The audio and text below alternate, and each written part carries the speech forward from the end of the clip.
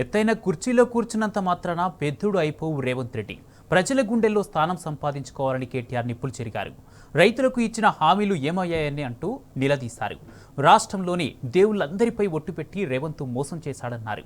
రేవంత్ అబద్ధాలకు హైదరాబాద్ ప్రజలు మోసపోలేదని, జీహెచ్ఎంసీ పరిధిలో BRS MLA అందరినీ గెలిపించారన్నారు. రాజేంద్రనగర్ నియోజకవర్గం మణికొండకు చెందిన కాంగ్రెస్ సీనియర్ నాయకులు పిఎం నాయుడు, షేక్ అరీఫ్ తమ అనుచరులతో కలిసి బీఆర్ఎస్లో చేరారు. రెడ్డి గారు ఎందుకంటే ఆయన కొన్ని సాంకేతికపరమైన సమస్యలు ఉన్నాయి, అందుకే ఎత్తైన కుర్చీలో కూర్చుంటున్నాడు. 2 కుర్చీలు వేసుకొని కూర్చుంటుండు. కొన్ని టెక్నికల్ ప్రాబ్లమ్స్ ఉన్నాయి. ఎత్తైన కుర్చీలో కూర్చుంటే పెద్దగా అయిపోవు. నువ్వు ఎత్తైన కుర్చీలో కూర్చోగానే పెద్దోడు అయిపోవు. ప్రజల గుండెల్లో స్థానం సంపాదించుకోవాలి. నువ్వే చెప్తీవి కదా, ఏం చెప్పినావు ఎలక్షన్లకు ముందు?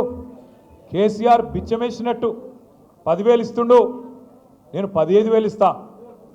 కేసీఆర్ రైతు బంద్ అంటే నేను రైతు భరోసా ఇస్తా అంటివి. మరి నేను ఇవాళ అడుగుతున్నా రేవంత్ రెడ్డి, రాష్ట్ర రైతాంగం ఎదురు చూస్తున్నది. 70 లక్షల మంది రైతన్నలు ఎదురు చూస్తూ ఉన్నారు. ఎక్కడ పోయింది నీ రైతు భరోసా? నువ్వే అంటివి కదా 10,000 ఏమున్నది, 15,000 ఇస్తా అంటివి. కేసీఆర్ 2 పంటలకు ఇస్తున్నాడు, నేను 3 పంటలకు ఇస్తా అంటివి. మరి ఎక్కడ బాయ్? ఉన్న వానాకాలం ఉన్న రైతు బంధు ఇప్పటికే ఎగ్గొట్టినావు. ఇప్పటివరకు వానాకాలం రైతు బందే ఖాతాల్లో పడలేదు. రైతన్నలు పాపం మోసపోయినామని ఇప్పుడు అర్థం చేసుకొని ఊరూరా బాధపడతా ఉన్నారు. రుణమాఫీ అంటివి, ఏమంటివి అన్నాడు? రుణమాఫీ చేస్తా.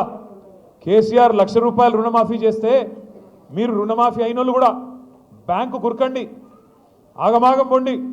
కేసీఆర్ ₹1,00,000 మీకు మాఫీ చేసినాడు, నేను 2 లక్షలు చేస్తా. లోన్ తెచ్చుకోకపోతే అర్జెంటుగా తెచ్చుకోండి.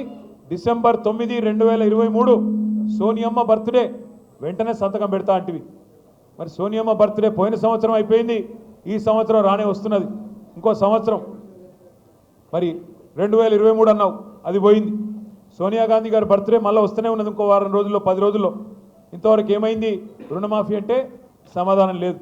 అదొకటే కాదు, ఒక సోనియా గాంధీ గారిని మోసం చేయలేదు, రాష్ట్రంలోని 70 లక్షల మంది రైతులనే మోసం చేయలేదు.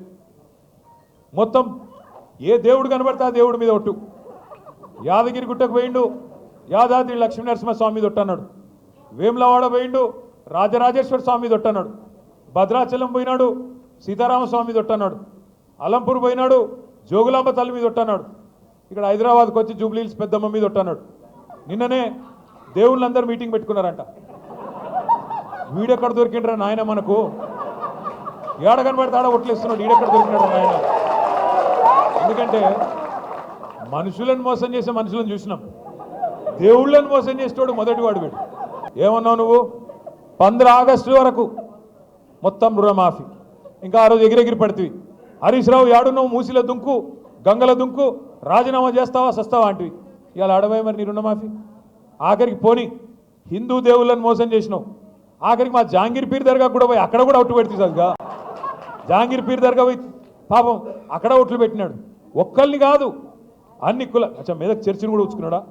మెదక్ చర్చిలో యేసుక్రీస్తు కూడా బాధపడుతున్నాడు. వీడెక్కడ దొరికిండ్రా నాయన? అక్కడ పోయి చర్చిలో అక్కడ కూడా ఒట్టు పెట్టినాడు. ఏ దేవుణ్ణి వదలలేదు, ఏ కులాన్ని వదలలేదు, ఏ మతాన్ని వదలలేదు. అంటే ఇంత మోసం అంటే ఇవాళ నేను నిజంగా కూడా హైదరాబాద్ ప్రజలకు మాత్రం, మీ చైతన్యానికి మాత్రం జీహెచ్ఎంసీ పరిధిలో నేను శిరస్సు వంచి మీకు పాదాభివందనం చేస్తాను. రాష్ట్ర వ్యాప్తంగానేమో కాంగ్రెస్ పార్టీ మాటలు విని జిల్లాలలో పాపం కొంతమంది మోసపోయినారు. మా తమ్ముళ్ళు, మా అన్నలు, మా అక్కలు, చెల్లెలు కూడా ఫ్రీ బస్సు, తులం బంగారం అంటే కొంతమంది మోసపోయినారు. కానీ హైదరాబాద్ వాళ్ళు మాత్రం మోసపోలేదు. ఎందుకంటే కాంగ్రెస్ను చూసి వీళ్ళ మాటలు తెలుసు కాబట్టి, వీళ్ళ వ్యవహారం తెలుసు కాబట్టి రాజేంద్రనగర్ కానీ, శేర్లింగంపల్లి కానీ మొత్తం 24 నియోజకవర్గాలు ఉంటే జీహెచ్ఎంసీ పరిధిలో ఒకటంటే ఒక్క సీటు కూడా కాంగ్రెస్కి ఇవ్వకుండా మీ చైతన్యాన్ని మీరు మాత్రం చూపెట్టినారు. సరే, మనం గెలిపించిన వాళ్ళు అప్పుడప్పుడు మన వాళ్ళు అనుకునే వాళ్ళు మనం మోసం చేయొచ్చు, వాళ్ళు తప్పు చేయొచ్చు. కానీ ఇందాక తమ్ముడు కార్తీక్ చెప్పినట్టు తప్పకుండా పశ్చాత్తాపపడే రోజు, బాధపడే రోజు. పెద్దలు అప్పుడెప్పుడో చెప్పినట్టు రాజకీయాల్లో హత్యలు ఉండవు, ఆత్మహత్యలు మాత్రమే ఉంటాయి. అందుకే మీరు గెలిపించిన మీ ఎమ్మెల్యే గారు ఆత్మహత్య చేసుకున్నాడు తప్ప మీరు తప్పు చేయలేదు. ఆయన పోయినా ఏమి కాదు పార్టీకి అని చెప్పి ఇవాళ పార్టీని మణికొండలో కావచ్చు, నార్సింగిలో కావచ్చు, బండ్లగూడలో కావచ్చు, శంషాబాద్లో కావచ్చు, బ్రహ్మాండంగా కాపాడుకుంటూ ఎక్కడికక్కడ అద్భుతంగా నడుపుతున్న పోరాట పటిమను ప్రదర్శిస్తున్న మా నాయకులు మొత్తానికి హృదయపూర్వకంగా ధన్యవాదాలు.